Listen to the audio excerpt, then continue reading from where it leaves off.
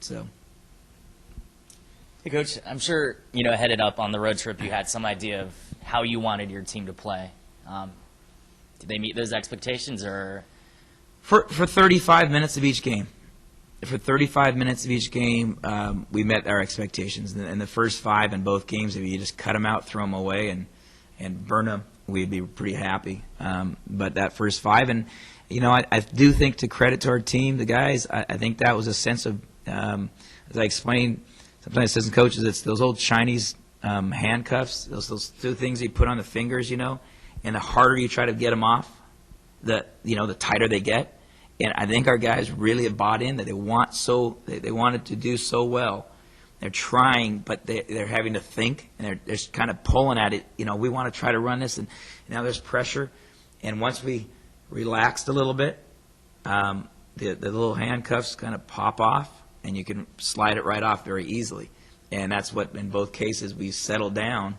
And if you threw out both of those 5 minutes, ultimately it's a single-digit game all the way against 2 very good teams. So, that's what we wanted to see. Was we didn't know what to expect. Nobody could say that, we thought this would happen. But I think that was actually a pretty good sign. And it wasn't a lack of effort. It wasn't a lack of organization. It was a lack of execution. And it wasn't a lack of execution because they were not trying to do it. It was simply, we're trying to run it. And that, sometimes you have to not be so blind to just say, I'm trying to run the offense. You have to play, and they drove and a little tight on the shot, had some good shots roll out because you're tight. So we're pretty pleased. For all the Mustang basketball fans on the Central Coast, because you guys are starting on the road, some of the new faces to them will just be, statistics in the box score. Yeah. But kind of the 2 big guys you were raving about last week, the Will Taylor, Will Donahue, just kind of talk about what they bring to the team that, they missed last year as far as size and banging down low and all that kind of stuff. Well, Will Donahue had 12 rebounds against Stanford. And that's all Pac-10 bodies, and we out-rebounded Stanford. And that's a nice stat right there. So we've proven that those 2 bodies can go in there and bang with the best and the biggest. We'd like to have 2 more. So that you can get, we can handle foul trouble and fatigue a little bit better and have a little more depth to rotate them out there so they didn't have to play all those minutes this early in the year. But at the same time, they're getting in shape that way, and I think it's just primed to help us. I think what you see from both of them, it's not an occasional effort or an occasional time that they go out. They go after, both of them go after every rebound. They go after every single rebound, and that's a mindset. And we're starting to get a few other guys on the team, the guards, to come down there and go after every single rebound. And so it's just a natural habit. I just chase the ball. I hunt the ball. Anybody have a double-double against a Pac-10 team, it's impressive, and we're pleased with that. And then his basketball IQ is excellent, very competitive. And, he's not accepting it. We all know that we were 4 or 5 plays away from having that game, maybe a 5-point game with 5 minutes to go. Talk about Portland State and the team you're going to face and kind of what their strengths are and what you guys will be keying in on. Well, Portland State's an interesting matchup for us Saturday. First, from a personal basis, the head coach there was a former assistant of mine. He was a former player of mine. I coached him in junior college 15 years ago, Tyler Geving, and then he became my assistant coach at the junior college level. We won a couple championships, and then I took the job at Seattle University. He was my assistant coach at Seattle for 3 years, so now he went to Portland State.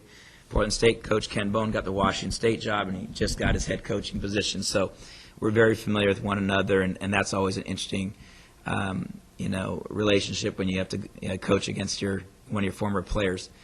On the other note with that, they're also the two-time defending Big Sky champion and gone to the NCAA tournament 2 years in a row and have 3 or 4. Probably 4 of their top 6 or 7 scorers back. They know and expect to win. They're 0-3 right now against 3 pretty good teams, including a top 10 in the nation team. They lost pretty handily last night to University of Washington, who, quite frankly, is a top 10 team. They have a McDonald's All-American coming off the bench at point guard, Abdul Gadi. So the scores shouldn't be very reflective. They're 0-3 playing in a top tournament, coming back to their home court, which I think they have about a 90% success rate over the last 3 or 4 years. So they shoot the ball very well.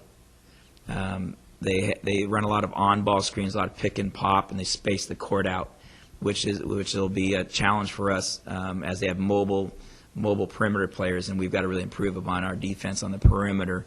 I thought we did a better job on that in the second half at USF, but this is going to be a challenge that way. And then again, anytime you go on the road, consecutive, back-to-back games or back-to-back trips, it starts wearing down a little bit, both physically and emotionally and academically. The strains of I got to get a paper done. I mean, everything that's been through school remembers. It's harder to study in the bus. It's hard to study at the airports and the hotel rooms. You just don't have your routine. So that still weighs in for another couple of weeks. But that's the challenge we want to put our team in, because that's what it's going to be like in the Big West Conference.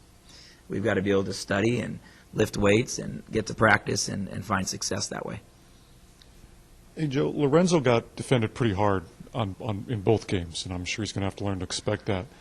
But he was a lot more assertive and aggressive last night in taking his shots. Did you say anything to him between games to what he needed to do differently? Actually, not a lot to him, actually. It was just to change the lineup, open the court more. We went from starting Will Taylor and Will Donahue on Friday night, and that gives us 2 low posts and 3 perimeters, and then the court's pretty tight then.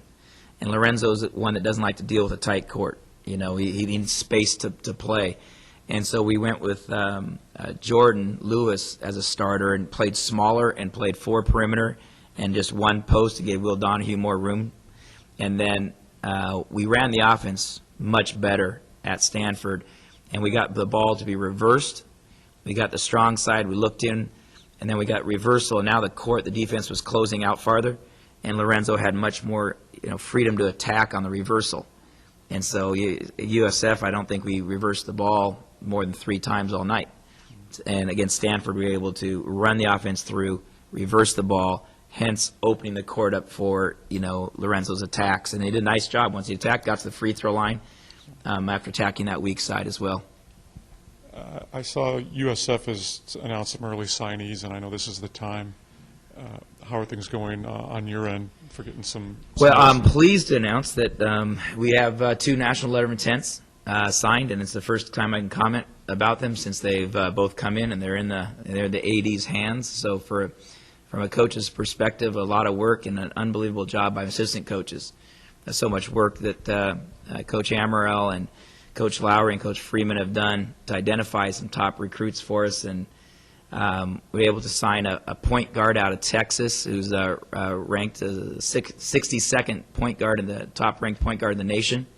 Left-hander, 6 foot, an unbelievable student athlete, over a 3.5, quick, clever, a winner. Team has been ranked in the top 10 in the nation, 5A level, playing against top players in the nation. Just fortunate to find a young man with all the ingredients that we need, and then probably even the more extraordinary part is the fact that as it came down to signing period, we just couldn't find a time that he was able to get out here, and when we were in town, and we said, well, we got the scholarship offer for you. You can wait and sign in the spring, or you can come out in December 3rd or 4th and talk to his father and talk to his coach and talk to him. He says, Coach, I've done my research. I know what I like. And he committed and signed a letter of intent without even visiting our beautiful campus. So sometimes if you know it's right, you've done your homework, you can take a kid like that, and we're very pleased with him. The other signing is Malik Love out of San Diego, Bishop's High School. Smaller school in San Diego, private school, great student athlete again, over a 3.2 GPA at a high academic school. First team all-conference, nominated as one of the top 3 players in San Diego to watch for possible San Diego Player of the Year. He's a 6'2", 195-pound combo guard who gets the rim. He just turned 17. He looks like he's got a 25-year-old's body right now. Great character kid, great competitor. And we're very pleased to have those 2 will complement each other in the future, because Jamal, as a point guard, can shoot the ball but doesn't shoot it until he needs to. And Malik is a strong physical defender that we need to have. He has the lateral quickness to guard quick players and physical players, and has a real tough side to him, real competitive side. And he, too, has come from a winning program, and at Bishop's has been the playoffs year after year here. So 2 guys that we're